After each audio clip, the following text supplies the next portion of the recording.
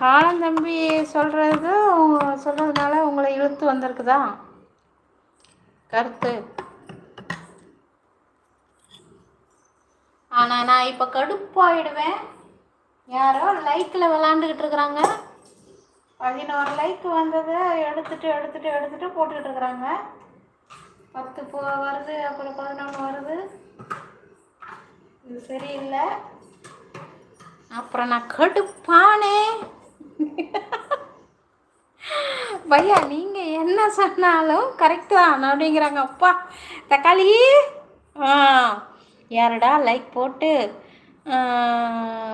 எடுக்கிற அப்படின்றாங்க. யாருன்னு தெரியலப்பா. பாரு காலம் தம்பி இப்போ மறுபடியும் வந்தது, மறுபடியும் 10 ஆயிடுச்சு. மறுபடியும் போடுவாங்க, போட்டு மறுபடியும் இப்போ 10க்கு போடும். எடுத்து போடுறது யாருன்னு தெரியல.